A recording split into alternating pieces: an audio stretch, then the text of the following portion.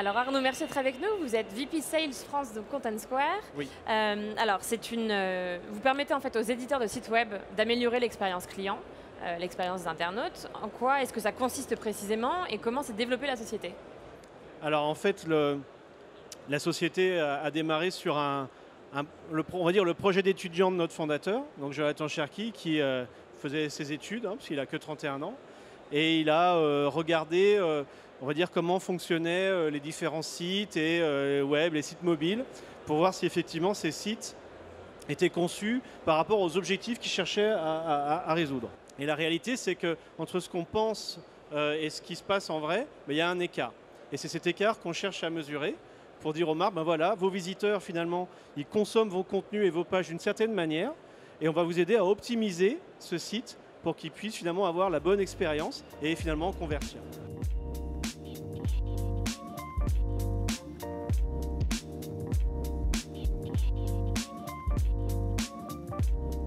C'est assez simple. En fait, Content Square, c'est une start-up dans le SaaS. Donc en fait, on a besoin de ça pour faire quoi? Déjà, pour gérer nos leads, il faut qu'on arrive à générer beaucoup de nouvelles opportunités. Donc ça va nous servir à gérer ces leads. Ensuite, ces leads, il faut les transformer en affaires.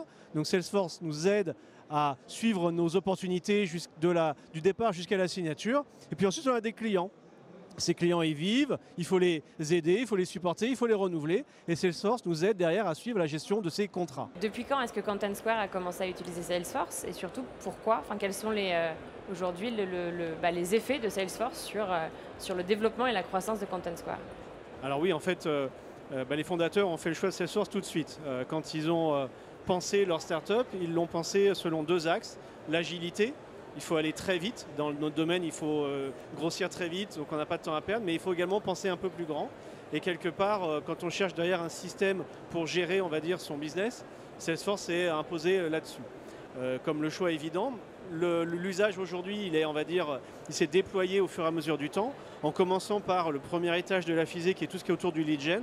La notion de lead est importante. Donc on a déjà commencé à équiper cette partie-là de Salesforce, le marketing, les gens qui font des appels téléphoniques, les partenaires, tout notre écosystème branché déjà pour générer des leads.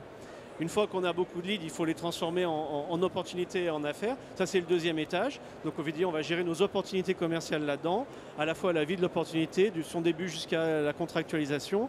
Et aujourd'hui, évidemment, il y a la vie de l'affaire qui est traquée dans Salesforce. Et au niveau ensuite, du management et des investisseurs, c'est une grande capacité à comprendre ce qui se passe dans les différents pays, quels sont les facteurs clés qui font qu'une affaire va durer trop longtemps ou qu'elle va accélérer. Et puis la notion de forecast, de prévision, évidemment. On en fait vraiment l'outil global de la relation client.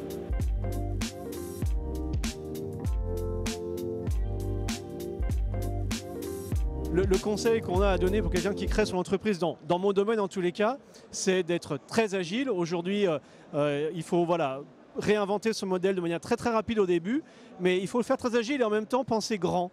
Parce que c'est comme ça qu'on peut se développer et donc il faut avoir l'agilité et l'ambition et en réalité Salesforce c'est un très bon outil pour nous accompagner là-dedans parce que ça va très vite à déployer, ça peut aller très vite mais en même temps ça peut grossir avec nous.